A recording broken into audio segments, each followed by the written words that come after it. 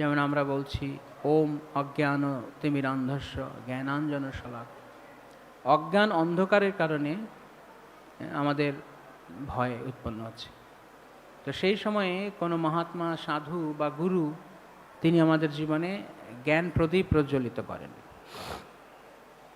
এবং তার ফলে আমরা সব দেখতে পারি, এবং যখন দেখতে পারি তখন সংশয় দূরীভূত হয়, সব কিছু সুস্পষ্ট রূপে আমাদের কাছে প্রকাশ পায়। তো এই প্রকাশ হচ্ছে জ্ঞানের লক্ষণ, আর অন্ধকার হচ্ছে অজ্ঞানতার লক্ষণ। তো কি কোন প্রকাশ? যেমন একজন প্রভু বললেন, দেহ এবং আত্মার মধ্যে পার্থক্য বুঝতে না পারা। তো প্রকৃত জ্ঞান হচ্ছে দেহ এবং আত্মার পার্থক্য বুঝতে পারা। দেখবেন যখন আমরা এমন কোনো স্থানে গাড়ি চালাচ্ছি যেখানে অন্ধকার বেশি এবং সামনে দেখা যাচ্ছে না, বিশেষ করে কুয়াশাচ্ছন্ন রাত যদি হয়, সামনে এক হাত দূরেও দেখা যাচ্ছে না, তখন গাড়ির গতিবেগ অনেক কম থাকে। কেন? সংশয়গ্রস্ত যে সামনে কি রয়েছে। কিন্তু যখন দিনের বেলা কুয়াশামুক্ত পরিষ্কার আকাশ, আলোকোজ্জ্বল দিন, তখন গাড়ি তার যথার্থ দ্রুত বেগে চলতে পারে।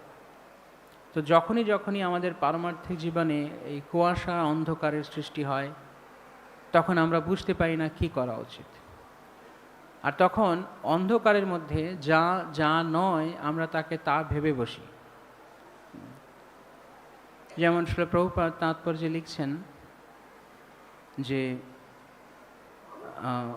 আত্ম উপলব্ধির অর্থ এই নয় যেহেতু পরমাত্মা ও জীবাত্মা উভয়ই আত্মা, তাই তারা সর্বতোভাবে সমান।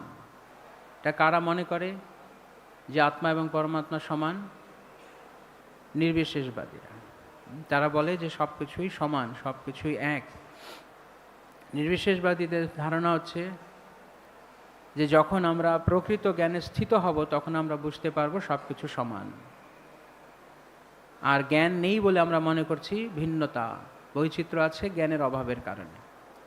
জ্ঞানের অভাবে বৈচিত্র্য হয় না, জ্ঞান থাকলে বৈচিত্র্য বোঝা যায়? কোনটা?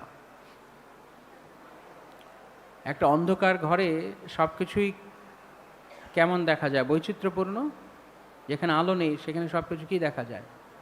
সবই এক দেখা যায়, কারণ সব অন্ধকারের দ্বারা আছে। যখন আলো প্রবেশ করে তখন দেখা যায় না ঘরে একটা টেবিল রয়েছে, একটা চেয়ার রয়েছে, কিংবা খাট রয়েছে, অন্যান্য আসবাবপত্র রয়েছে। তো এই যে মায়াবাদীদের যে ধারণা যে জ্ঞানের প্রকাশ হলে সব সমান অনুভূত হয়, এটি সম্পূর্ণ বিপরীত বুদ্ধি। বরং জ্ঞান না থাকার কারণেই, অজ্ঞানতার কারণেই সব কিছুকে এক মনে হয়। তো শ্রীল প্রভুপাদ এই প্রসঙ্গে তিনি বলছেন যে যখন মায়াবাদীরা মনে করে যে জীবাত্মা এবং পরমাত্মা এক হয়ে যাবে, তো জীবাত্মা এবং পরমাত্মা যদি এক হয় সেটিকে তারা জ্ঞান বলছেন। আর প্রভুপাদ বলছে এটি মহা অজ্ঞানতা। এই জগতে দেখুন না আপনি, স্বাভাবিকভাবে যেমন আমার চোখ রয়েছে, আমি দেখছি, বা আমরা সবাই দেখছি, তা আমরা কি দেখছি? আমাকে দেখছি না অন্য কাউকে দেখছি, অন্য কোনো বস্তুকে দেখছি? চোখের দৃষ্টি এবং বস্তু এক না আলাদা? হ্যাঁ, এক না আলাদা? কারা কারা মনে করছেন চোখের দৃষ্টি আর বস্তু, দৃশ্য বস্তু এক? কারা কারা মনে করছেন আলাদা? আলাদা তো। তো যেমন একজন দ্রষ্টা রয়েছে তেমনি দৃশ্য রয়েছেন, তাই সব কিছু এই জগতে আলাদা দেখা যাচ্ছে। তাহলে হঠাৎ করে কীরকমভাবে সব কিছু এক লাগবে? জ্ঞানের প্রকাশ হলে এক লাগবে? যে অন্ধ, জন্মান্ধ, তার কাছে সব কিছুই এক, দেখতেই পায় না। যার চোখ রয়েছে সে দেখতে পায় সব কিছু আলাদা। তাহলে সহজেই এই কথা প্রতিপন্ন করা যায় যে জ্ঞানের প্রকাশ হলেই বৈচিত্র্য অনুভব করা যাবে। যখন জ্ঞানের অভাব, জ্ঞান শূন্যতা, তখন সব কিছুকে এক লাগে। তাই এই যে নির্বিশেষ সিদ্ধান্ত যে সব কিছু এক, এটি মূর্খের সিদ্ধান্ত, মূর্খতাপূর্ণ সিদ্ধান্ত। তো এই কারণে যখন আমরা সব কিছুকে এক যখন ভালো করে দেখতে পাচ্ছি না, তখনই ভয়ের উৎপত্তি হচ্ছে।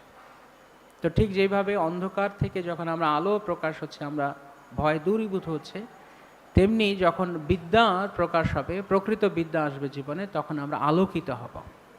যেমন অনেক জায়গায় বলে যে বিদ্যা হচ্ছে আলো, নলেজ ইজ লাইট, জ্ঞান হচ্ছে আলো। তো কোন জ্ঞান আলো?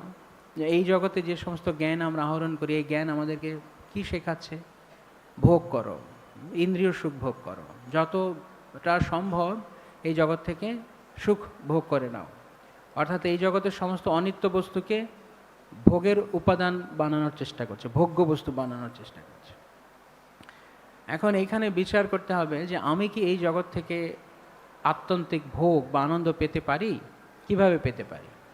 যদি পেতে পারি তাহলে বিচার করি আমরা